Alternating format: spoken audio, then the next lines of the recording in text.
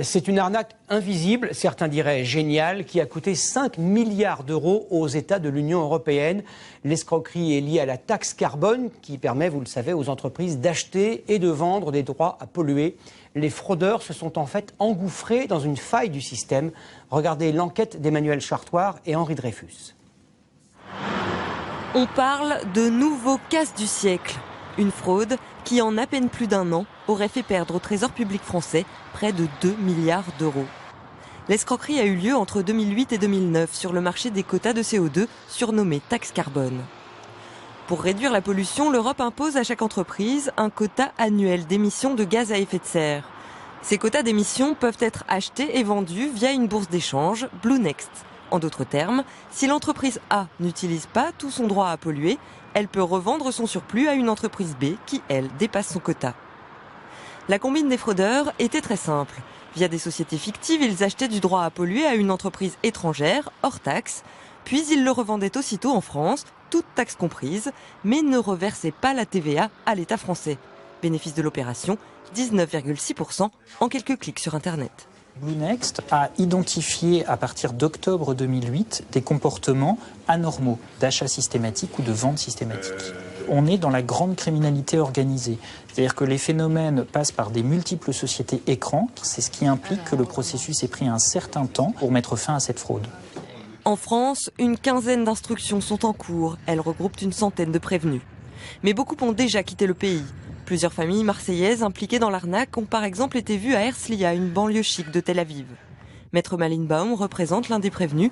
Sa ligne de défense, le régime fiscal des quotas carbone était mal pensé et incitait à la fraude. Mon client, il commet une fraude fiscale.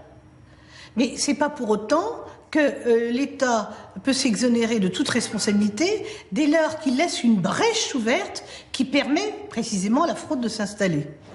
Les polices européennes collaborent sur ce dossier, d'autant plus que certains des fraudeurs à la taxe carbone semblent s'être rapprochés de réseaux mafieux. 4 meurtres par balle, toujours non élucidés, seraient ainsi liés à cette affaire. Mesdames, Messieurs, bonjour. Je m'appelle David Pouillou, j'anime cette journée. Bienvenue à Nantes, bienvenue à la Cité internationale des congrès et surtout bienvenue aux journées scientifiques de l'Université de Nantes. Donc, je vais vous présenter notre premier conférencier de la journée. Il s'agit de Vincent Courtillot. Alors, j'ai pris une fiche parce que pour le présenter, c'est un petit peu difficile, tant cet homme a un parcours assez exceptionnel. Donc, il est géologue et géophysicien. Il est directeur de l'Institut de physique du globe. Il a enseigné à l'université de Stanford, aux États-Unis. Il est membre de l'Académie des sciences. C'est un spécialiste de géomagnétisme. C'est un spécialiste des phénomènes de volcanisme géant. C'est aussi évidemment un spécialiste de changement climatique. Sa conférence aura pour thème le réchauffement climatique. Alors, le réchauffement climatique est-il réel? Le réchauffement climatique est-il exceptionnel? Et avons-nous des pistes d'interprétation de ce réchauffement? Vincent, je vous propose d'aller au pupitre et je vous propose également de l'applaudir. Merci beaucoup.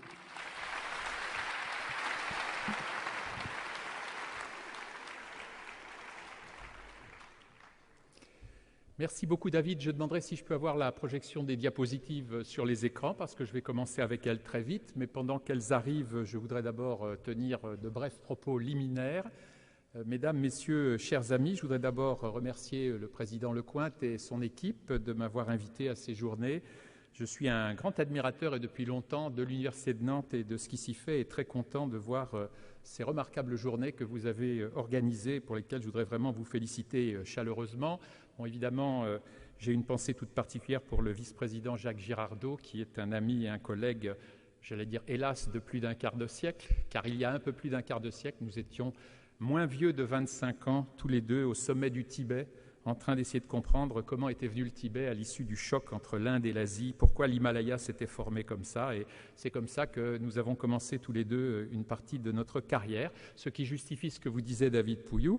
Je suis en effet géologue et géophysicien. Si je peux me permettre extrêmement respectueusement de faire un seul commentaire négatif par rapport à ce qu'a dit David Pouillou, c'est qu'il m'a très gentiment présenté comme spécialiste du réchauffement climatique et je suis justement tout sauf un spécialiste du réchauffement climatique et justement de ne pas être spécialiste me vaut assez d'ennuis et m'a conduit néanmoins, et j'espère vous montrer un peu comment, à m'attaquer à ce problème justement dont je n'étais pas spécialiste. Et parmi les sujets qu'on pourra débattre ensemble après les conférences, eh bien, il y aurait qu'est-ce que c'est que le parcours d'un scientifique, comment est-ce qu'on tombe sur un sujet de recherche, comment est-ce qu'on fait de la recherche pluridisciplinaire, comment est-ce que quelqu'un d'une discipline donnée peut apporter quelque chose à une autre discipline, ce qui évidemment ne veut pas dire qu'il est meilleur, mais qu'avoir un œil frais, quelquefois, ça aide.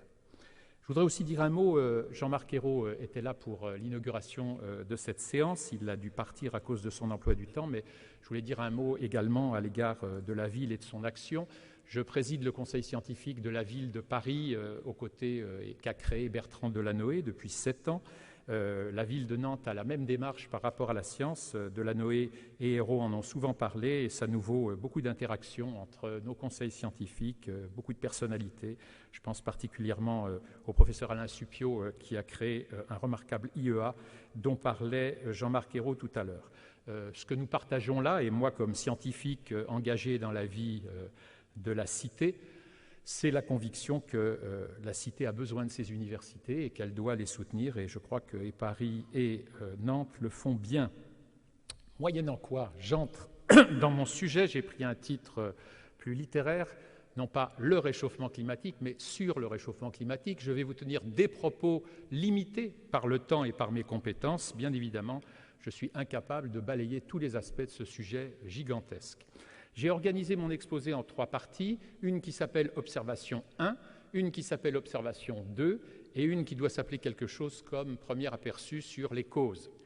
Je vais beaucoup insister, et c'est très volontairement, et c'est peut-être un peu différent d'autres exposés faits par des spécialistes du même sujet, sur les observations, sur les données, car un de mes messages finaux sera de craindre que la richesse des données, leur complexité et les incertitudes dans l'interprétation de ces données n'aient pas été suffisamment développées et qu'au contraire, on ait passé beaucoup d'énergie à construire de magnifiques modèles numériques sur informatique, sur ordinateur, massivement parallèles, et à passer beaucoup de temps sur ces modèles, mais ils ne peuvent pas plus que les données qu'on y intègre. Et je ne suis pas sûr que ces données soient au niveau des modèles. Je vous le montrerai. Observation 1, observation 2, pourquoi ? Observation 1, je vais surtout vous parler des observations des autres, et faites déjà pour certaines depuis longtemps, telles que j'ai l'impression qu'on peut les interpréter ou les réinterpréter. Dans une seconde partie brève, observation 2, je vous montrerai comment nous avons mis le nez là-dedans et pourquoi le géophysicien que je suis s'est trouvé à traiter ces données. Vous verrez de façon assez naturelle ce que nous pensons avoir apporté. Beaucoup de ces choses sont nouvelles, une bonne partie n'est pas encore publiée, donc là vous êtes dans la science qui se fait, ce qui veut dire bien évidemment une science qui peut très bien être fausse. Et enfin, nous parlerons un peu des moteurs du changement climatique.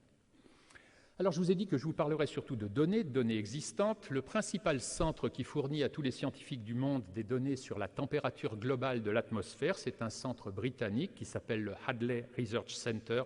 Quand vous voyez les lettres HAD dans des modèles, ça veut dire que ça vient de ce laboratoire, qui a déterminé à partir de millions de données l'évolution de la température moyenne de la basse atmosphère. Quand on dit température, sans être plus précis, c'est la température de la basse atmosphère, c'est-à-dire la température à la surface de la Terre, là où nous vivons. Et on distingue en général les données qui sont acquises par des stations météorologiques sur les continents et les données qui sont acquises sur les océans. La courbe noire que vous voyez ici pour les continents et les océans, c'est la courbe moyenne d'évolution de la température telle que croit pouvoir la déterminer ce centre britannique. Vous voyez les graduations sur le côté gauche. On est à 0,2 de degré Celsius entre 2 graduations. Vous voyez en couleur les sources d'incertitude dans les mesures de plus en plus anciennes. Il y a de plus en plus d'incertitudes. Vous voyez qu'on connaît moins bien les données de 1850 qui sont à gauche que les données de l'an 2000 qui sont à droite. Une fois que je vous ai dit ça, vous voyez le réchauffement climatique. Vous voyez qu'à cause de l'incertitude sur les continents, on ne voit guère d'évolution de 1850 à 1975 à peu près, mais à partir de 1975, on voit que depuis 30 ans, la température des continents a l'air de monter.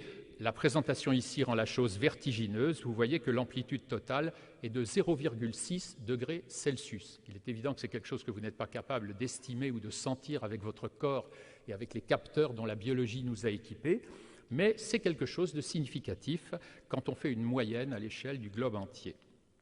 Ce qui est surprenant, c'est qu'alors qu'on a des centaines de stations météorologiques depuis 150 ans sur les continents et qu'on a une incertitude assez large, Ce laboratoire anglais nous dit que dans les océans, vous le voyez, l'incertitude est beaucoup plus faible.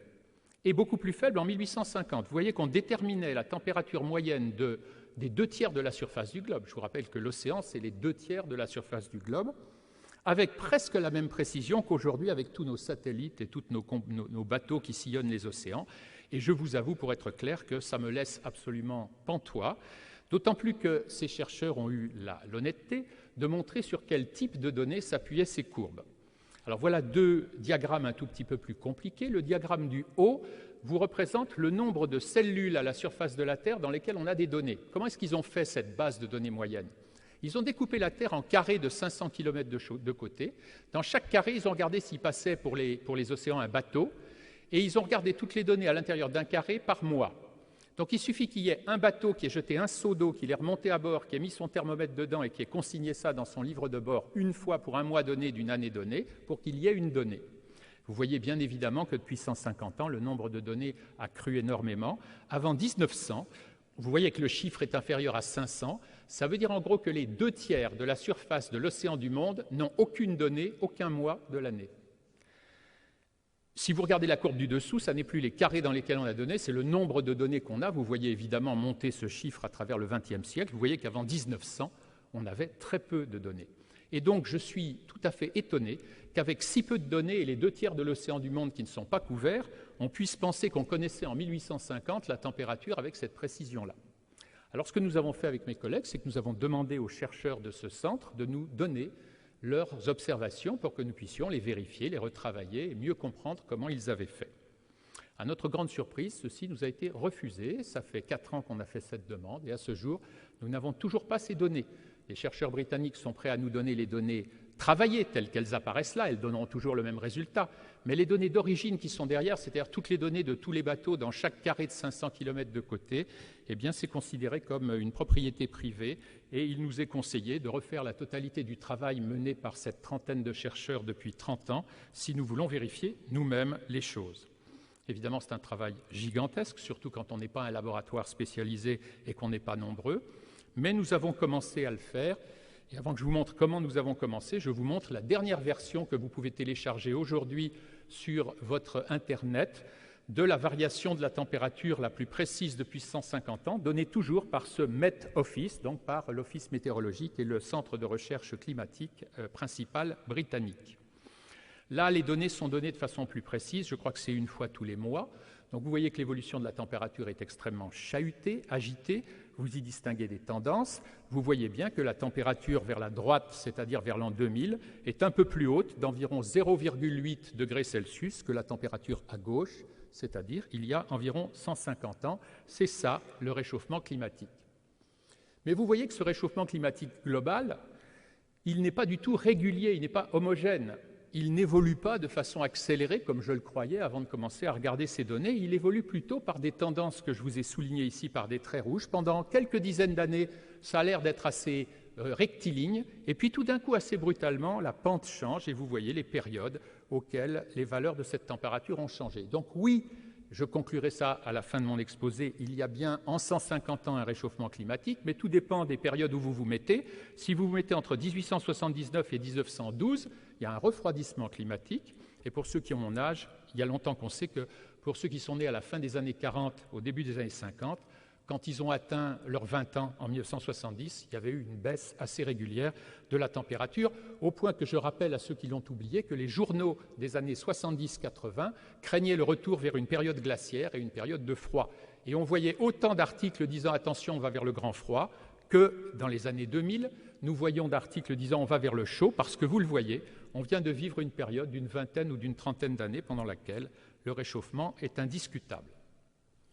Je reparlerai du grand rapport qui a été fait par un groupe d'experts, et c'est un sujet qu'on pourrait voir dans le débat en lui-même, que la constitution et le fonctionnement de ce groupe d'experts, qui s'appelle IPCC en anglais, et vous voyez ça en bas de la citation sur cette diapositive, GIEC, GIEC pour Groupement intergouvernemental d'études du climat en français.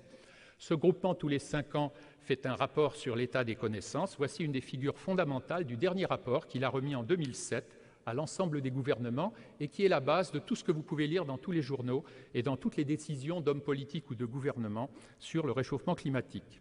Alors je commente cette figure parce qu'elle est un peu pâle. Vous voyez en bas 3 diagrammes, en bas à droite. Celui de droite, c'est la température moyenne de l'océan, en noir. Celui du milieu, des continents. Et celui de gauche, c'est le global, c'est la somme des deux. Donc, c'est les courbes que vous venez de voir dans les diapositives précédentes, mais on a pris une valeur tous les 10 ans. Elles ont été énormément lissées pour qu'on en sente que la tendance. Et puis au-dessus, vous voyez très mal une carte géographique du monde entier. Vous devez à peine distinguer les lignes de côte des continents. Et on a fait les moyennes de température par continent pour l'Amérique du Nord, l'Europe, l'Amérique du Sud, l'Afrique, l'Asie et l'Australie, qui sont à peu près mises dans leur position sur ce planisphère. Vous voyez que toutes ces courbes montrent le réchauffement climatique. Elles montrent toute une montée jusque dans les années 40, une descente, pas toutes, mais la plupart, jusque dans les années 70, et une franche montée depuis les années 70. Le réchauffement climatique, qu'on suppose anormal, est dû au gaz carbonique et aux gaz à effet de serre relâchés par l'homme. Un des messages principaux de ce rapport, c'est les courbes qui figurent en bleu pâle et en rose. En bleu pâle, c'est les calculs d'ordinateur dans lesquels on met tout ce qu'on croit connaître aujourd'hui de la physique du globe, le soleil, les volcans, les nuages, tout ce qu'on peut, et on calcule l'évolution du climat, et on trouve que ça ne devrait pas changer, on trouve la courbe bleue, ou plutôt des tas de courbes bleues qui vous indiquent un peu l'incertitude dans ces modèles. Et quand on rajoute le gaz carbonique envoyé par l'homme dans l'atmosphère, tel qu'il nous est connu, et je vous dirais qu'il nous est très bien connu, et qu'il augmente très vite, eh bien on obtient les courbes en rose. Et c'est ce diagramme qui, pour le GIEC et pour tous les gouvernements du monde, démontre à 90 chances sur 100, dit le rapport, que le réchauffement climatique désormais est sorti du bruit, qu'il est dû à l'homme, qu'il est dû au gaz carbonique et au gaz à effet de serre relâchés par l'homme et qu'il se mesure par ces courbes. Alors, en allant relativement rapidement, parce que le temps me l'impose, je vais vous montrer que nous avons essayé de reproduire ces courbes, puisqu'on refusait depuis ce centre anglais de nous en donner les données, et nous avons repris, par exemple, 44 stations météorologiques parmi les meilleures et les plus complètes en Europe. Et là, nous ne nous sommes pas contentés d'avoir une valeur par mois. Nous avons pris la température minimum, maximum et moyenne de chaque station météo, chaque jour de l'année, de tout le XXe siècle. Vous voyez ici la moyenne de ces stations. C'est le changement climatique de l'Europe. Vous voyez qu'il n'a pas du tout la forme qu'on attendait. Il est manifestement, et je vous donne une interprétation ici, pratiquement plat. Il n'y a aucun réchauffement climatique en Europe de 1900 à 1985. Et ensuite, en 1 ou 2 ans, autour de 1987, pour des raisons qu'on ne connaît pas, il y a un véritable saut, et nous sommes désormais, depuis quelques dizaines d'années, apparemment, dans un climat à nouveau qui est une tendance plate, mais qui est sensiblement plus chaud. De combien? Vous le lisez à gauche, environ 1 degré Celsius. Le réchauffement climatique en Europe, c'est rien jusqu'en 85, tout en 2 ans, et plat depuis, et pas d'évolution climatique depuis 1987, c'est-à-dire depuis 20 ans. Il y a 20 ans que ça ne change plus. Quand nous avons découvert ça, on a été très étonnés, ce n'est pas l'image qu'on en avait. Alors on a recommencé sur 150 stations météorologiques des États-Unis, et voilà la courbe qu'on a obtenue, et on retrouve une chose que les climatologues savent bien, c'est que ces courbes sont très différentes d'une région climatique à l'autre, et que d'en faire la somme et de mettre tout dans un même paquet, on n'est même pas sûr d'un point de vue physique, thermodynamique pour les spécialistes, que ça ait un sens. Je fais une toute petite parenthèse pour les physiciens. On sait qu'en thermodynamique, on peut ajouter les volumes, on ne peut pas ajouter les températures. Si vous ajoutez le volume de 2 pièces qui sont côte à côte, vous avez le volume des 2 pièces. Si vous faites la moyenne des températures des 2 pièces, ce n'est pas la température moyenne des 2 pièces, ça dépend de la façon dont on ouvre la porte, de l'histoire, de l'isolation des murs et ainsi de suite. Donc attention, la notion de température globale, je vous glisse cette incertitude qui me taraude moi-même, nous ne sommes même pas sûrs que ça signifie quelque chose, et en tout cas, la température moyenne telle qu'elle est calculée n'est pas une température au sens thermodynamique. Vous voyez qu'aux États-Unis, la température, en effet, a beaucoup grimpé depuis la fin des années 70, mais elle a tout simplement atteint le même niveau que dans les années 30. Et l'année dernière, la météo nationale américaine a fait un petit communiqué relativement discret pour dire qu'elle s'était trompée en disant que les années récentes étaient les plus chaudes du siècle. C'est tout simplement faux. C'est l'année 1930 qui est l'année la plus chaude aux États-Unis. Vous voyez que la courbe est très différente de la courbe française. Mais vous voyez surtout, je vous reproduis la figure du GIEC, nous n'avons eu le temps de faire que cela, que pour les 2 courbes que nous avons reproduites, l'Europe en haut à droite, vous la comparez, il y a une petite flèche qui les lie à ce que dit le GIEC il y a 1 an et demi, vous regardez les États-Unis, vous voyez que tout simplement les courbes du rapport du GIEC sont fausses. c'est la base de la décision d'à peu près tous les gouvernements mondiaux. Cette courbe n'est pas très fausse, mais elle a une incertitude sous-évaluée, une forme qui n'est pas la bonne, elle est très mal décrite. Il n'y a qu'un point tous les 10 ans au lieu d'un point par mois, et pour des raisons bizarres, toutes les courbes se ressemblent, alors que vous voyez que dans la réalité, les courbes varient beaucoup d'une région à l'autre. Premier inconfort. Deuxième point, la vision que nous avons aujourd'hui du réchauffement climatique a été construite de façon pédagogique, que j'enseignais encore à mes élèves parce que je croyais que c'était vrai il y a 3 ou 4 ans, donc à l'université, j'enseignais ces diapositives que vous allez voir. Une courbe due à un scientifique qui s'appelle Mann, qui s'appelle la courbe en crosse de hockey. Vous voyez pourquoi ça ressemble à une crosse de hockey. Cette fois-ci, nous reculons dans le temps. C'est très important d'essayer de comparer le climat du dernier siècle au climat des derniers 1000 ans, 10 000 ans, 100 000 ans. C'est le travail de l'historien, de l'archéologue ou du géologue, quand on recule dans un temps très ancien. Ce qu'a fait M. Mann et beaucoup de ses collègues et beaucoup d'autres personnes depuis, c'est de compiler des données qui vous indiquent la température depuis l'an 1000, mais comme entre l'an 1000 et l'an 1800, il n'y avait pas de thermomètre, ou en tout cas il n'y avait pas de thermomètre sur la Terre entière, eh bien, ce dont on se sert, c'est les anneaux d'accroissement des arbres. Donc, on coupe des arbres dans des tas d'endroits autour du monde, on les date, on regarde l'épaisseur de leurs anneaux, et on pense que l'épaisseur de l'anneau est à peu près liée à la température. Ça vous donne les données en bleu-vert. Par contre, les données en orangé sont celles qui sont obtenues avec des vrais thermomètres. Ce sont des mesures physiques. Vous voyez qu'il y a une accélération fantastique, c'est le fameux réchauffement climatique depuis 1900, et vous voyez que sur cette courbe, ce réchauffement semble sans précédent au cours des 1000 précédentes années, et c'est ce que vous entendez dire presque partout dans tous les rapports qu'en font les médias, les rapports officiels. Le problème, c'est que cette courbe est fausse, et c'est désormais démontré par plusieurs équipes indépendantes. L'équipe que vous voyez en haut ici, dirigée par M. Moberg, qui fait partie du même centre de recherche anglais qui fabrique les courbes et qui a publié dans la revue Nature, donc il n'y a vraiment pas de problème par rapport à cela, eh bien, il s'est aperçu qu'il y avait une erreur fondamentale dans la courbe de Mann, que j'ai reproduite en dessous, c'est que les anneaux d'accroissement des arbres, quand la température change très vite, les anneaux changent très vite d'épaisseur, donc ils enregistrent bien les variations rapides de la température, mais quand vous avez 70 ans où il fait très chaud ou très froid ou très sec ou très humide, l'arbre s'adapte, et donc il élimine les signaux de longue période.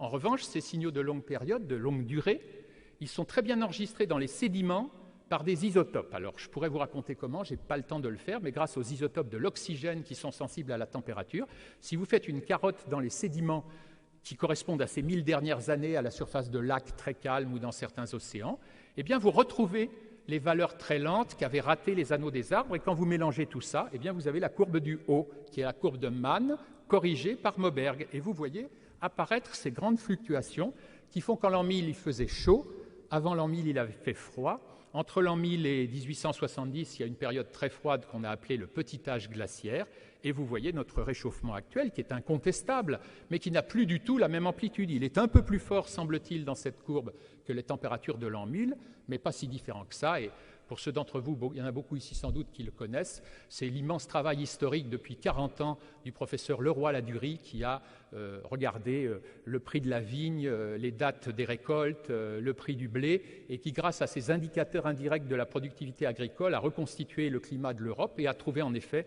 qu'un optimum climatique avait existé au Moyen-Âge et qu'il y avait eu un petit âge glaciaire et que nous étions en train de sortir de ce petit âge glaciaire. Donc oui, nous nous réchauffons, oui, nous sortons d'un petit âge glaciaire, mais tiens, est-ce que la température actuelle est si différente que cela de la température d'il y a 1000 ans? Eh bien, je vais vous montrer un résultat un peu dense, mais extrêmement récent, un papier qui vient de sortir, qui est très important, par un spécialiste suédois des arbres, qui a repris la base des données des anneaux d'accroissement des arbres. Il a étudié 600 arbres, dans laquelle il a étudié non seulement l'épaisseur des anneaux, mais en faisant passer ces tranches de bois aux rayons X, comme quand vous passez aux rayons X chez le médecin, il a mesuré la densité. Et il a montré que la densité des arbres est un bien meilleur indicateur de la température que l'épaisseur des anneaux. Regardez les deux courbes en bas à gauche de ma figure. Je vais vous les expliquer rapidement. On a aligné tous ces arbres en fonction de leur âge à eux. C'est-à-dire qu'à gauche, vous avez la naissance de l'arbre et à droite, vous avez 300 ans. Donc ce sont des arbres, pour la plupart d'entre eux, qui ont vécu 300 ans. Et la courbe que vous voyez en haut, eh bien, c'est la courbe de réponse au cours de l'âge d'un arbre, de la façon dont il fait évoluer la densité de son bois. Vous voyez que cette courbe est plate. Ça veut dire que la densité du bois connaît fort peu l'âge de l'arbre. Un arbre jeune fabrique un bois de la même densité qu'un arbre vieux. En revanche, la courbe du dessous, qui a cet énorme pic à gauche et qui descend vers la droite, eh bien, c'est l'évolution des épaisseurs d'anneaux. Un arbre jeune fabrique des gros anneaux, un petit arbre fabrique de petits anneaux. Et ce dont s'est aperçu M. Grudd, c'est que ces anciennes courbes, comme celles de tous ses collègues, avaient une quantité d'arbres trop jeunes dans les périodes trop récentes. Et le résultat, eh bien, c'est la courbe que vous voyez ici, la courbe noire qui est en dessous, qui court depuis l'an 500 jusqu'à l'an 2000. Donc vous avez 1500 ans d'histoire. La courbe en noir, c'était la courbe de M. Grudd et de tout le monde, à peu près, avant de s'être aperçu de cette erreur fondamentale due aux arbres jeunes qui font des anneaux trop gros. Quand vous corrigez de cet effet et que vous travaillez avec la densité, qui est une bien meilleure observation, et très peu de laboratoires dans le monde l'ont fait, c'est une des rares études qui existent, la courbe noire devient la courbe bleue. Et la conclusion de M. Grudd dans son article, c'est qu'on a déjà connu un certain nombre de périodes. Oui, nous sommes dans une période chaude, mais elle n'a rien d'exceptionnel. Il y en a eu d'analogues en 750, en 1400, en 1750, et surtout, pendant 200 ans autour de l'an 1000, le fameux optimum climatique médiéval qu'avait repéré depuis des années le roi Ladurie, il est bien partout présent en Europe, et il est partout plus chaud qu'aujourd'hui. Je rappelle tout simplement que quand les Vikings ont colonisé le Groenland, eh bien, ils avaient des animaux, il y a des églises, des maisons, des cimetières, des traces de champs et de cultures qui sont aujourd'hui au bord de la glace ou sous la glace. Donc quand vous entendez dire « jamais le Groenland a été si petit », c'est tout simplement faux. Les glaces du Groenland étaient sensiblement plus rétrécies et la température plus chaude en l'an 1000. Ce travail tout récent, évidemment, il a un problème, c'est qu'il n'est valable que pour la Suède, les arbres du nord de la Suède. En fait, grâce au travail de Leroy Ladurie, on sait qu'il est valable pour toute l'Europe. Alors après, on vous dit, oui, mais comment vous savez que c'est vrai pour le reste du monde? Le problème, c'est que toutes les autres courbes sont faites de la même façon et que dans les courbes anciennes, ce sont ces mêmes données de l'Europe qui donnaient leur poids à l'apparente accélération du réchauffement climatique. Donc je pense que ces dernières données, vraiment, scellent la fin de la célèbre courbe de Mann, qui pourtant a été dans les années 80 le déclencheur pédagogique de l'alerte rouge sur le réchauffement climatique. Je vais changer d'échelle de temps et passer à des échelles de temps plus anciennes. Du millier d'années, je vais passer aux centaines de milliers d'années avec un travail très important qui a été fait par des chercheurs de Grenoble, dont Petit, Jouzel, Lorius, des noms célèbres, qui ont eu l'idée dans une carotte de glace forée, là vous le voyez en haut à droite, dans l'Antarctique, à Vostok, de mesurer dans les bulles de glace et dans la glace, dont on peut calculer l'âge, un peu comme les anneaux d'accroissement des arbres, couche de glace par couche de glace, eh bien, ils ont pu remonter jusqu'à 400 000 ans, c'est ça que représente la courbe, à gauche c'est moins 400 000 ans, à droite c'est le présent. Dans les bulles, ils ont mesuré la teneur en gaz carbonique, et grâce toujours aux isotopes de l'oxygène dans la glace, ils ont mesuré la température. Vous avez la courbe bleue pour la température, la courbe rouge pour le gaz carbonique. Vous retrouvez ce résultat absolument remarquable et fondamental. Ce sont les ères glaciaires. Tous les 100 000 ans, il fait chaud, puis tous les 100 000 ans, on rentre dans une période de froid. Le froid, c'est vers le bas, vous voyez les températures. On rentre dans le froid pendant 80 000 ans de façon erratique et lente. On en sort très rapidement. Nous vivons en ce moment à la sortie du dernier interglaciaire, une période qui a commencé il y a 18 000 ans. La totalité du développement de l'humanité, de sa richesse, de son existence, des cultures que nous connaissons, c'est la conséquence du dernier réchauffement climatique depuis 18 000 ans. Grâce aux déglaciations, nous ne l'aurions pas connu si nous étions dans les températures d'il y a 20, 25 ou 30 000 ans. À l'époque, cette figure a eu un effet pédagogique énorme. Vous allez voir que, quand j'aurai fini ma phrase, vous aurez honte, comme moi, de vous être laissé piéger par la logique cachée derrière ce diagramme, par la partie fausse de cette logique. En effet, on voit que la corrélation est si bonne qu'on se dit, bah oui, gaz carbonique, température, et on a dans la tête, gaz carbonique entraîne température. Le problème, c'est que ces courbes, à l'origine, n'étaient pas connues assez précisément pour qu'on sache si elles s'étaient produites en même temps ou si l'une était avant l'autre, c'est-à-dire si l'une était la cause de l'autre. Mais la réponse, elle n'est pas très compliquée, sauf que mon engin s'est arrêté, voilà.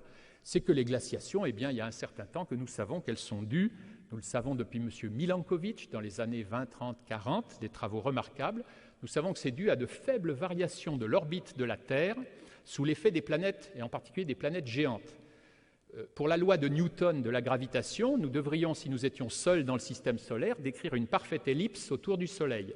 Mais comme il y a d'autres planètes, elles viennent nous gêner un peu, et l'ellipse subit des modifications. En haut, vous voyez ce qu'on appelle l'effet d'excentricité. L'ellipse s'allonge ou se raplatit à tous les 100 000 ans. C'est la cause principale des glaciations de 100 000 ans, des 4 glaciations que nous venons de connaître successivement. Il y a d'autres variations. Vous savez que l'axe de rotation de la Terre est incliné sur le plan de l'écliptique, sur le plan de l'orbite de la Terre. Eh bien, cette inclinaison, elle varie légèrement. Et puis, d'autre part, l'axe tourne, c'est ce qu'on appelle la précession. L'orientation de la planète change tous les 41 000 ans, la précession fait un tour tous les 23 000 ans. C'est ça qui fait que l'étoile polaire est aujourd'hui l'étoile polaire, mais que vous savez, il y a 23 000 ans divisé par 2, c'était je ne sais plus quelle étoile qui était notre étoile polaire, ce n'était pas l'étoile polaire. On retrouve maintenant toutes ces variations de façon extraordinaire quand on est géologue dans les sédiments, quand on y fait attention. Si vous allez au sud de la Sicile, eh bien, il y a une région, une très belle plage qui s'appelle Punta di Maiata, où vous verrez ces alternances extraordinaires de couleurs, alternativement rose, blanc, gris, blanc, rose, blanc, gris, blanc, rose, blanc, gris, blanc, et il y en a des dizaines et vous pouvez les compter. On sait maintenant que chacune de ces alternances, c'est la trace d'un cycle de 23 000 ans de précession des équinoxes, qui fait que de temps en temps le climat est plus chaud ou plus froid. En gros, quand il est froid, les sédiments sont gris, quand il est chaud, les sédiments sont rouges, et c'est ça qui crée les alternances que vous voyez là. Mieux encore, si vous regardez la plage d'un peu loin, vous avez des personnages qui marchent sur un banc au milieu pour vous donner l'échelle.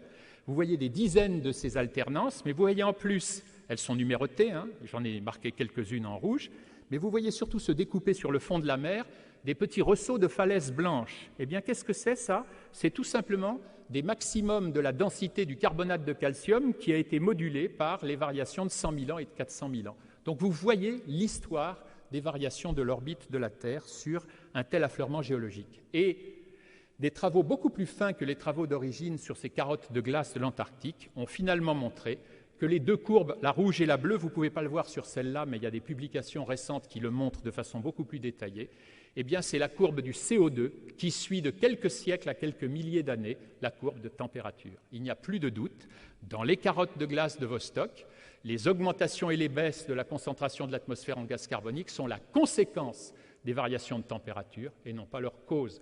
C'est assez évident que les orbites de Milankovitch qui changent tous les 100 000 ans changent l'éclairage de l'atmosphère, la chauffent plus ou moins.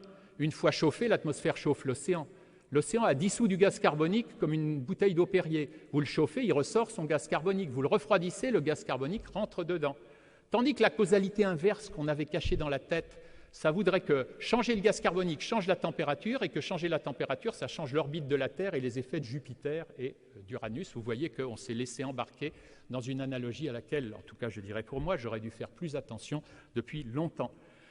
Avec la courbe de Mann désormais fausse, avec cette courbe-là désormais de causalité inversée, les deux arguments clés des 20 premiers ans des rapports du GIEC, qui sont quand même la température du globe, même si vous le verrez, il y a d'autres choses, eh bien, ils sont tous les deux tombés. Je n'ai absolument pas le temps, dans le temps qui m'est imparti aujourd'hui, de passer en revue tous les éléments. D'ailleurs, j'en suis pas capable parce qu'on n'a pas eu le temps de tout analyser, mais chaque fois qu'on analyse quelque chose, on trouve des choses comme ça. Alors, souvent, et on verra dans le débat, les gens me disent « oui, mais la glace, oui, mais les ours polaires, oui, mais les glaciers du Kilimandjaro, oui, mais le niveau des mers ». Et à chaque fois, quand on dit bah, « la température, ça ne marche pas », on dit « oui, mais regardez autre chose ». Et une des grandes caractéristiques de ce débat sur le réchauffement climatique, c'est que quand vous trouvez un truc qui ne colle pas, on vous dit d'aller regarder ailleurs. Et c'est assez curieux, je vous montre simplement une chose très importante pour le réchauffement climatique, c'est le niveau des mers. Une des conséquences dont vous avez tous entendu parler, c'est la hausse du niveau des mers avec les catastrophes que ça va engendrer. Je vous dis ici que la probabilité que ça engendre des catastrophes dans le siècle qui vient est extrêmement faible. Et je vous montre cette courbe qui crève les yeux, il n'y a pas besoin d'être mathématicien. Voilà l'élévation récente du niveau des mers, en haut à gauche, de 1880 à l'an 2000. Vous voyez, j'ai aidé votre regard en traçant une droite, que de 1900 à l'an 2000, y compris la petite courbe rouge que vous voyez en haut à droite, c'est les mesures depuis qu'on a des satellites qui sont hyper fines, encore meilleures qu'avant. Avant, on avait des marégraphes. Il doit bien y avoir un marégraphe pas loin de Nantes. En tout cas, il y en a un à Brest, il y en a un à Marseille, il y en a dans le monde entier. On les a tous intégrés pour obtenir cette valeur. Vous voyez que le niveau de la mer s'est mis à accélérer vers 1900, mais que depuis 1900, il suit une courbe rigoureusement plate. Il n'y a pas la moindre trace d'accélération. Or, dans la deuxième moitié du siècle, nous dégageons beaucoup plus de gaz carbonique que nous n'en dégagions à la fin du XIXe siècle. Donc, extrapoler cette courbe, qu'est-ce qu'ils font les gens? Ils oublient ce que je viens de vous montrer.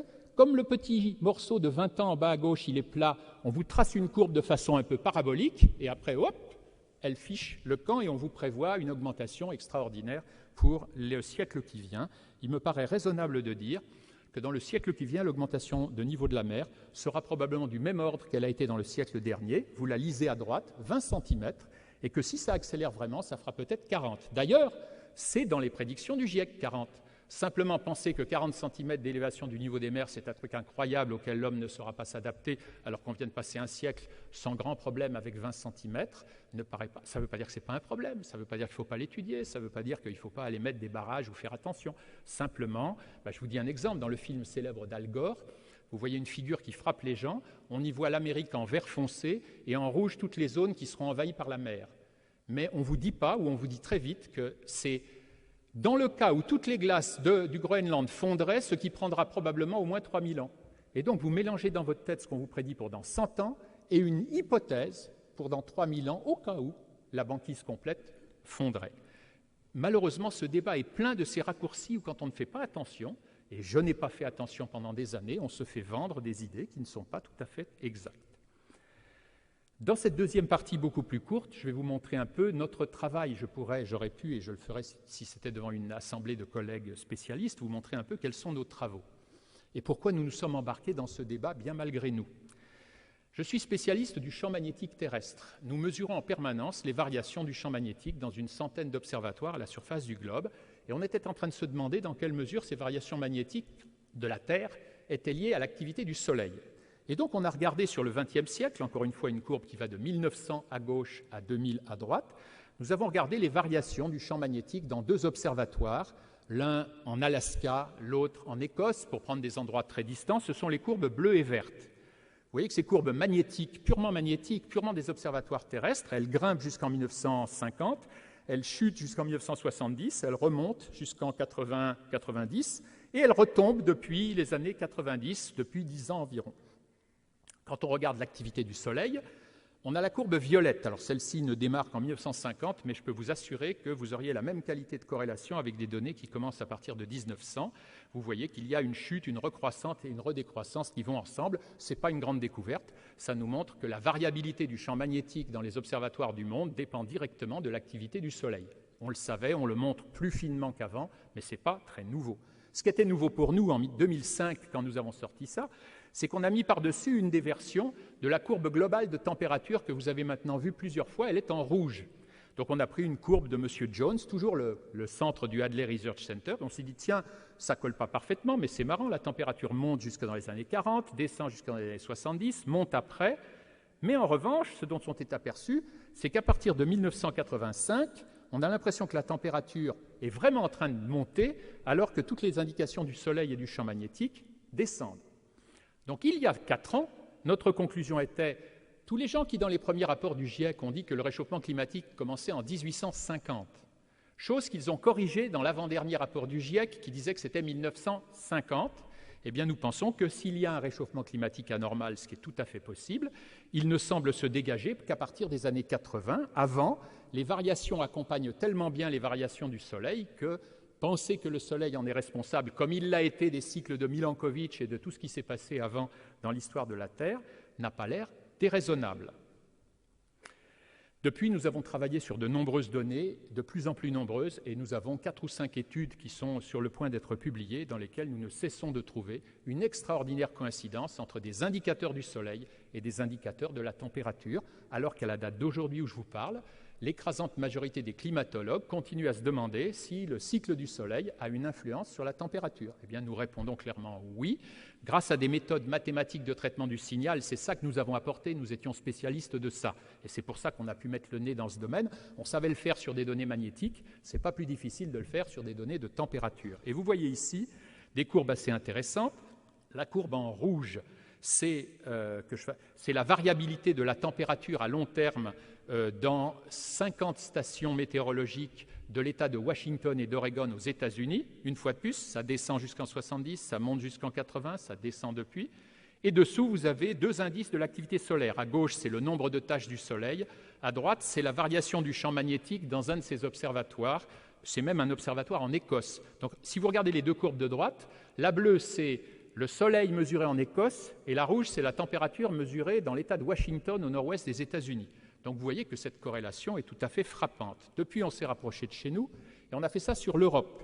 Et je vais m'attarder seulement, vu l'heure, sur la dernière courbe, à droite, qui est les meilleures stations que nous avons, toutes les stations météo de Hollande. Pourquoi est-ce qu'on les a prises? Parce que la Hollande a des stations qui publient leurs données beaucoup plus rapidement qu'ailleurs, ce qui fait que vous voyez, quand on fait l'Europe entière à gauche, la courbe rouge des températures s'arrête en 1990, tandis qu'avec les stations de Hollande, on est capable d'aller presque jusqu'à début des années 2000.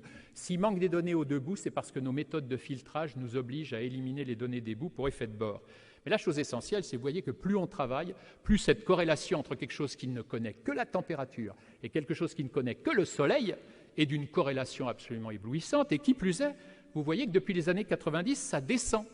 Et donc on peut aller plus loin que nous ne pouvions aller il y a 4 ans. Il y a 4 ans, en disant, tiens, la température continue à monter, pourtant le soleil et le magnétisme descendent. Ben non, la température, elle descend.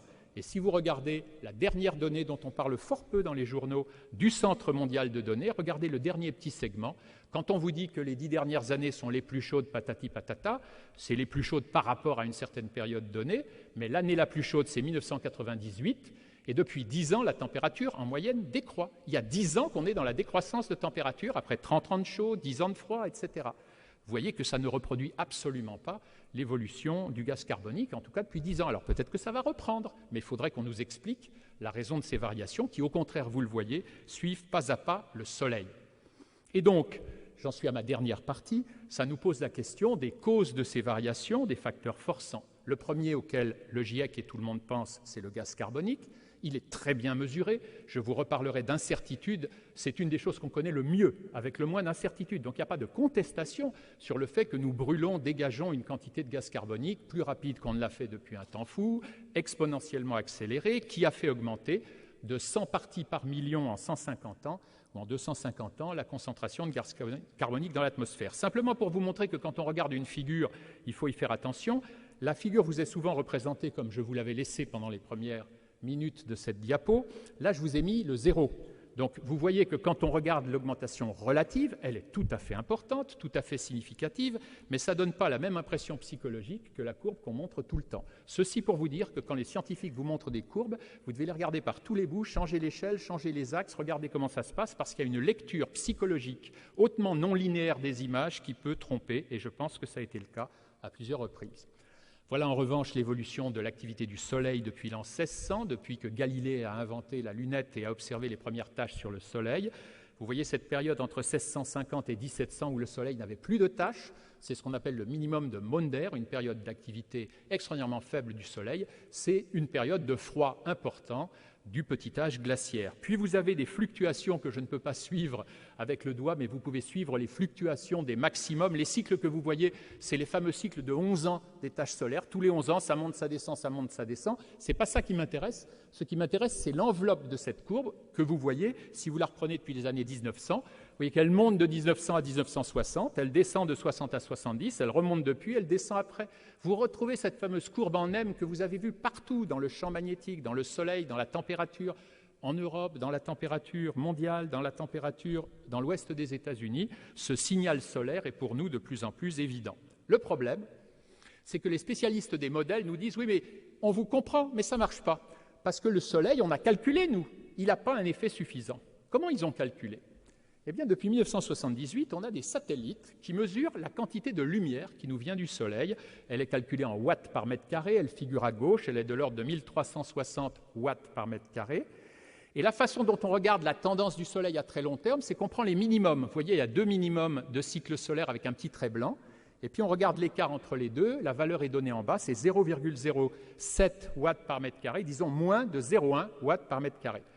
Et quand ils disent je vais faire un changement de 0,1 watts par mètre carré dans mon modèle, les numériciens nous disent j'arrive pas à changer la température assez. Donc votre Soleil, il corrèle bien, mais il n'est pas assez costaud. Sauf qu'ils ont fait une énorme erreur qui vient d'être publiée ces mois-ci dans les journaux géophysiques internationaux. C'est que ces données de couleurs différentes que vous voyez, elles sont faites en raccrochant entre eux des satellites différents et que ces satellites n'ont pas été correctement calibrés entre eux.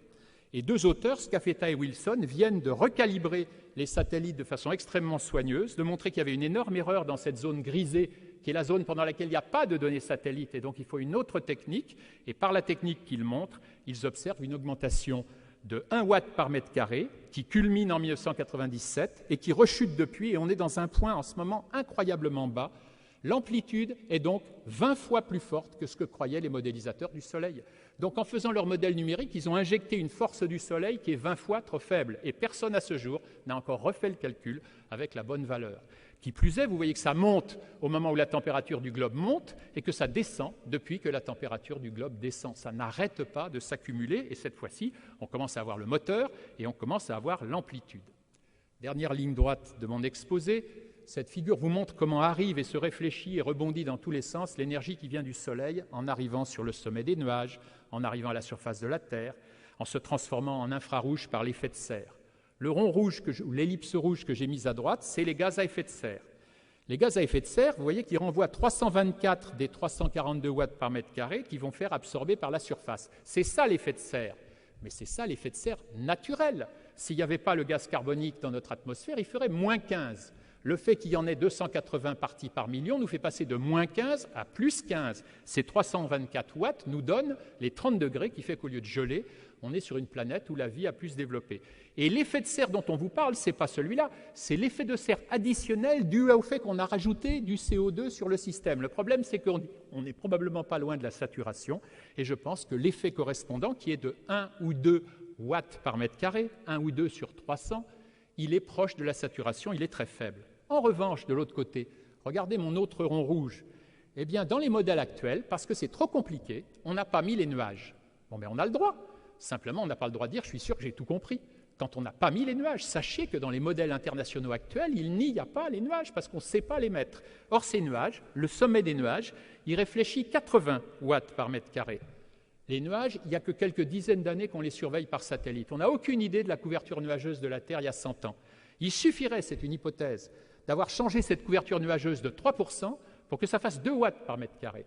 Donc on n'a pas mis dans les modèles numériques un effet lié au nuage parce qu'on ne le comprend pas, qui, s'il existe, est probablement du même ordre ou plus grand que l'effet entier du fameux doublement du gaz carbonique à la surface de la planète. Le modèle est intéressant, il est intelligent, mais il est totalement incomplet. Un chercheur scandinave, Svensmark, a montré qu'il y avait une corrélation entre les rayons cosmiques et les nuages de basse altitude. Le signal qui m'est donné est d'accélérer très sérieusement. Donc, avec la courbe de droite, qui est la dernière que ce chercheur ait fabriquée, vous voyez qu'il y a une remarquable corrélation entre la façon dont fluctuent les rayons cosmiques et dont fluctue la couverture des nuages. Alors, ça pose des questions, tout le monde n'est pas d'accord. Vous avez une partie de la réponse à l'étage au-dessus. Un des stands de l'exposition ici montre une machine, une chambre de Wilson, dans laquelle on voit les rayons cosmiques en temps réel en train d'impacter une surface sur laquelle il y a une brume en sursaturation qui condense sur le trajet des particules. Eh bien, ces rayons cosmiques, ils nous viennent de l'espace, ils sont modulés par le Soleil, ils sont modulés par le champ magnétique de la Terre et probablement, ils créent les noyaux des nuages. Quand un rayon cosmique passe, il peut déclencher la fabrication d'un cristal qui va donner ensuite un nuage. Donc, ce n'est pas démontré, mais ça n'arrête pas de s'améliorer. Chaque fois qu'on dit « mais vous n'avez pas de mécanisme », en voilà un autre qui n'est pas dans le modèle. Il n'y a pas les nuages dans le modèle, il n'y a pas les rayons cosmiques dans le modèle, il n'y a pas le Soleil avec un facteur 20 d'erreur. Ça fait beaucoup. Et donc je conclus, 2 diapositives de conclusion. D'abord sur mon triangle d'or, on ne fait pas de science dans nos domaines sans avoir 3 piliers également développés. L'observation, la compréhension de la physique, de la chimie, de la biologie, ce qu'on appelle parfois la théorie, et la modélisation numérique. La modélisation par les calculateurs, c'est génial, sauf que ce n'est pas génial quand on oublie les observations, qu'on ne les regarde pas et qu'on n'établit pas suffisamment bien les modèles physiques. Or, dans le domaine du climat, on en parlait avec Didier Pouilloux, on y reviendra peut-être, il semble que cette communauté énorme et qui a un travail énorme ait une certaine taylorisation de son travail et que contrairement à notre domaine de la géologie ou de la géophysique, on a des petites équipes et où en général, moi je suis quelqu'un qui observe, qui obtient les données, qui fait la théorie et qui fait le calcul numérique. Donc on fait tout ensemble. Il semble que ce travail soit immense et que les gens qui font des modèles numériques, pour moi, eh bien, ne sont pas suffisamment au courant de l'état d'avancement des problèmes des observations. Ensuite, un modèle doit être falsifiable. Chaque fois qu'on vous dit ça ne colle pas, on doit pouvoir montrer que si on change le paramètre, ça marche ou ça ne marche pas. Or, la plupart des modèles de climat sont si compliqués que quand vous changez quelque chose, on vous dit ça ne va pas, on vous le fait tourner, il tourne dans l'autre sens et il vous donnera de toute façon la réponse. Donc vous avez l'impression d'un modèle qui se débrouillera toujours pour vous dire ça marche. De la même façon qu'on me dira oui mais les températures ça ne marche pas, mais les glaces, mais ceci, mais cela. Moi je trouve que petit à petit l'édifice est en train de devenir bien fragile. Et pourquoi ? Parce qu'il y a une chose qu'on doit savoir en science, c'est que aussi important que mesurer et qu'observer, il y a déterminer la précision et l'incertitude de sa mesure. Et je pense qu'un des grands problèmes qui est caché derrière tout cette affaire du réchauffement climatique, c'est que les incertitudes, notre méconnaissance d'un certain nombre de mécanismes, notre incertitude sur les valeurs sont encore considérables, ce qui n'a rien de choquant. C'est une science qui se développe, la climatologie, elle est en pleine jeunesse, une science très jeune. Mais par contre, quand elle dit « je suis sûr à 90% que le réchauffement climatique, c'est dû au gaz carbonique », eh bien je dis « vous êtes drôlement gonflé de dire ça ». Dans les sujets qu'on pourra aborder dans le débat, le mécanisme de formation de l'expertise par un groupe d'experts tel que le GIEC est à mon avis un sujet important, c'est un sujet de sciences humaines et sociales, ça n'est plus un sujet de science, mais c'est un sujet important. Est-ce que c'est comme ça que les hommes politiques doivent se fournir en avis scientifiques ? Je le croyais il y a quelques années, je n'en suis plus sûr, et je crains un grand retour de bâton anti-science quand on aura découvert qu'après 20 ans de travail du GIEC qui disait quelque chose, on s'est aperçu, et je prédis que ça sera accepté généralement dans une dizaine d'années, ça marche dans l'autre sens. Ça n'a rien de choquant, ça n'a rien de scandaleux. La seule chose qui est une erreur, c'est d'avoir dit j'étais sûr du contraire, parce que quand on aura vu que ce n'était pas vrai, on dira mais pourquoi je vous croirais maintenant ? Et on risque un retour des fondamentalismes et un retour anti-science considérable. Enfin, d'autres problèmes risquent de passer au second plan. Si on a envie d'être généreux, il n'y a pas de problème. La Terre est face à des problèmes majeurs, et pas des problèmes pour dans 50 ou 100 ans, des problèmes tout de suite. 800 millions de personnes au seuil de pauvreté avec la faim dans le monde. Et pour le géologue que je suis, les deux grands vrais problèmes du XXIe siècle, la recherche de l'eau potable, la gestion des déchets urbains. Ces deux problèmes sont, à mon avis, beaucoup plus importants et justifiés et connus actuellement avec beaucoup moins d'incertitude que le réchauffement climatique, mais comme les hommes politiques sont obnubilés par un sujet et un seul, je pense que les arbitrages financiers sur les faits des experts ne sont pas ceux qu'ils devraient être. Et pourtant, je terminerai sur une note optimiste. Il y a plein de problèmes qui se posent à nous, mais ce n'est pas la peine de hurler, de pleurer, de faire du principe de précaution, du risque zéro et de crier. Nous avons des solutions, l'homme a toujours trouvé le moyen de s'adapter. Je suis absolument persuadé qu'à condition qu'on ne bazarde pas la science et ses budgets, on trouvera la solution de certains de ces problèmes. Et je vous laisse avec cette diapo qui résume l'essentiel de mon message. Merci.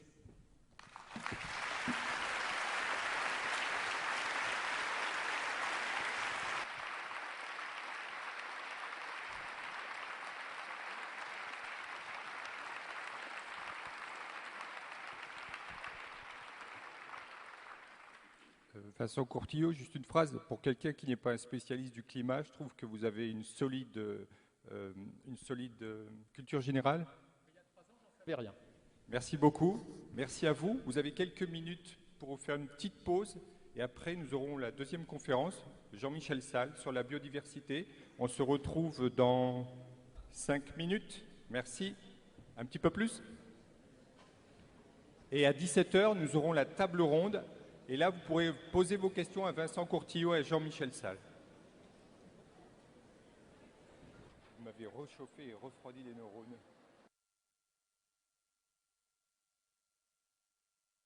Je rigole doucement sur le réchauffement climatique parce que c'est là où on voit que la domination médiatique, c'est de pouvoir dire qu'il fait jour quand il fait nuit. Il n'a jamais fait aussi froid en Europe et il n'a jamais autant plu. Donc je vois pas très bien où est le réchauffement climatique, mais ça c'est autre chose. Ce qui est intéressant, c'est de voir que l'écologie, qui a été une idéologie d'une certaine manière anti-marché, a longtemps été un caillou dans la chaussure du marché. Le marché, dont le but est de tout recycler en marché, a cherché comment faire de l'écologie quelque chose qui travaille pour le marché. Donc aujourd'hui, on a à la fois une écologie de marché qui a fini par triompher, et le signal a été donné par Al Gore et son film grotesque et mensonger sur des vérités cachées, ou je sais pas trop quoi, ou des vérités mauvaises à dire. Hein, je sais plus le titre de ce film bidon. Et aujourd'hui, nous sommes dans le règne de l'écologie de marché, qui est aussi le marché de l'écologie. Voilà. L'histoire du réchauffement climatique est une escroquerie, car s'il y a eu réchauffement climatique, c'est dû à l'activité solaire et absolument pas à la production humaine de CO2. Mais par contre, cette escroquerie amène quand même quelque chose qui est génial et qui est d'ailleurs qui a été théorisé, je crois, par Goldman Sachs. C'est amène l'impôt le plus génial du monde pour l'oligarchie, qui est l'impôt ultime. C'est l'impôt sur le droit de respirer et l'impôt sur l'air qu'on respire. C'est exactement ça. Ça s'appelle la taxe carbone. Hein. Et donc c'est une manière de prendre de l'argent de manière absolument fictive. Aujourd'hui, il y a deux dimensions dans la fiction totale ultralibérale mondialiste. C'est une monnaie qui n'existe pas, qui est le dollar, qui est une fausse monnaie intégrale, et l'impôt ultime qui est l'impôt sur le droit de respirer et l'air qu'on respire. Et là, on arrive à l'accomplissement parfait et ultime du libéralisme, hein, c'est-à-dire aucune création de richesse, que de la valeur fictive, et par contre une fiscalité maximale sur le droit de respirer. Voilà. Et il est évident que la taxe carbone a d'autres objectifs, c'est que l'oligarchie mondialiste contrôle, sous prétexte de pollution, le développement industriel ou le blocage industriel de qui elle veut. Notamment les pays les plus polluants étant les pays émergents. Et il est évident que les pays polluants de demain, selon ce critère-là, seront bien évidemment la Chine, l'Inde, le Brésil, et qu'en fait, les États-Unis, puisque l'oligarchie campe aux États-Unis comme un asticot dans un fromage, c'est de bloquer le décollage des puissances concurrentes de demain, d'inventer un racket fiscal sur un sujet débile, avec en plus l'adhésion de tous les crétins du monde, parce que les écologistes aujourd'hui sont les idiots utiles. Ils ont pris le relais des antifascistes. Aujourd'hui, l'antifascisme commence peut-être à s'user un peu, parce que l'antifascisme comme l'antiracisme a le danger, c'est de montrer du doigt Israël. Et que donc aujourd'hui, on voit très bien qu'il y a une baisse du baratin antiraciste, ce qui d'ailleurs explique la mise au rencard de Julien Drey, parce que l'antiracisme et l'antifascisme travaillent contre Israël, et comme Israël a beaucoup à voir avec l'oligarchie mondialiste. Hein. Donc aujourd'hui, il est évident que l'avenir, il y a deux idéologies, comment dirais-je, de détournement d'avenir, deux leurres de détournement d'avenir, l'anti-islamisme et l'écologie. Ce sont les deux vecteurs de la stupidité politique, où les jeunes vont s'incarner parfaitement dans toutes leurs bêtises, on peut leur faire confiance. Ça sera l'écologie et le réchauffement climatique et la lutte contre le fascisme islamique. Hein, et vous verrez que l'avenir politique, l'un, ça sera le bombeur du Front National, et l'autre, le bombeur de Cohn-Bendit. Et tout ça pour éviter qu'on porte atteinte au problème global, qui est la loi d'airain du capital, et la violence que ça génère, et les contradictions que ça génère, qui font qu'à la fois c'est un système totalement mortifère, exactement comme à un moment donné, le socialisme réel était la trahison intégrale non seulement du socialisme comme chant des peuples et comme promesse de sortie de l'histoire, et la violence maximale sur ceux qu'ils étaient censés libérer, qui était le prolétariat. Parce que c'est quand même ça, à la fin, qui amène un peu Solidarinosc, même si c'est payé par la CIA. On peut mettre de l'argent sur des gens en colère, mais on peut pas fabriquer la colère totalement. Voilà. Et donc, voilà, je vous l'annonce, c'est clair. Les deux leviers de manipulation de la bêtise humaine pour les années à venir seront l'écologie et l'anti-islamisme, hein, c'est clair. C'est un peu la fin de l'antifascisme et de l'antiracisme.